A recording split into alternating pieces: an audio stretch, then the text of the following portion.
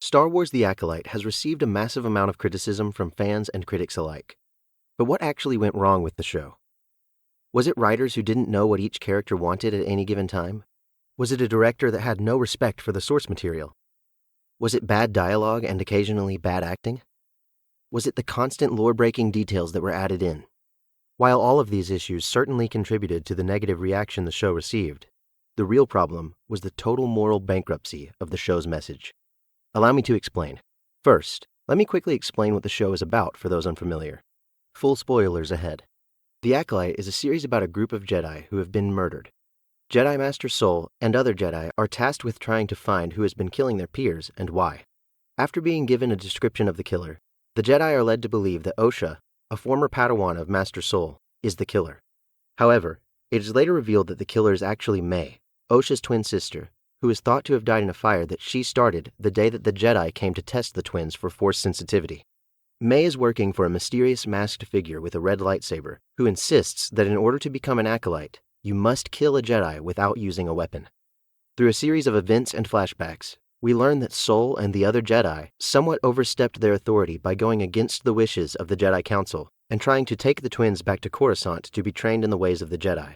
And because Osha wants to go learn how to be a Jedi, May gets scared of losing her sister and decides to burn down their home in an attempt to keep Osha from leaving.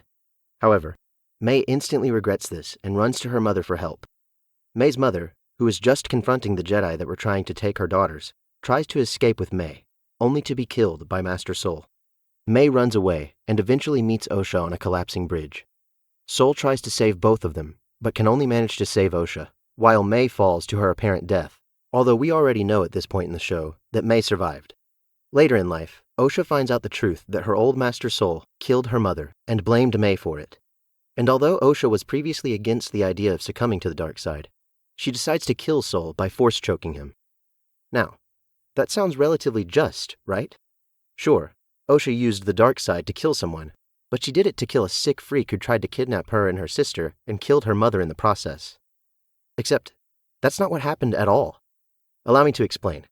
Yes, Sol being bad is absolutely what the Acolyte wants us to think happened.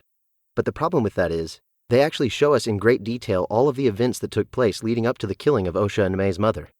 Sol and the other Jedi are operating under the impression that the twins are being used in some sort of sacrificial ceremony.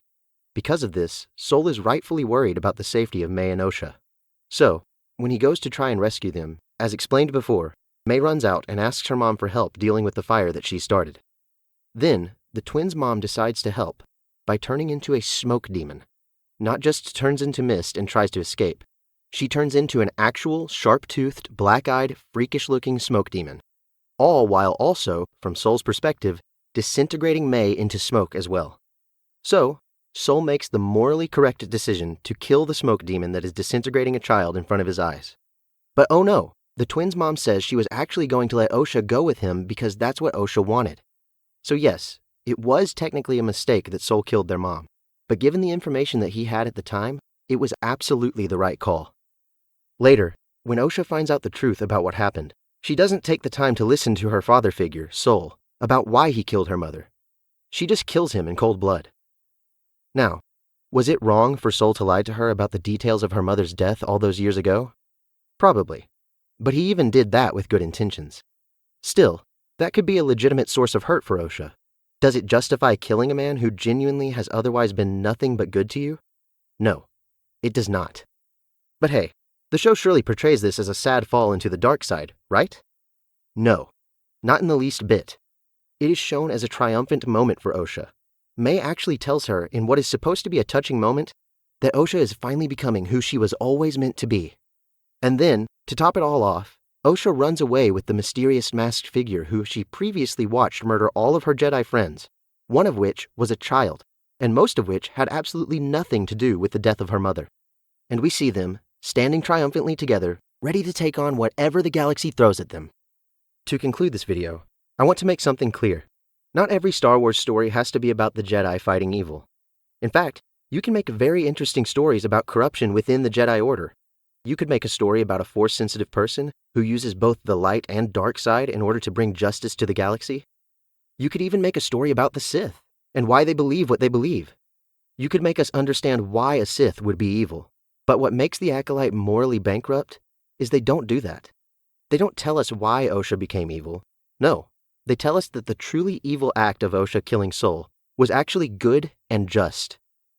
This is what is fundamentally wrong with the Acolyte. Not the bad acting, dialogue, and lore breaking. Yes, those things certainly matter.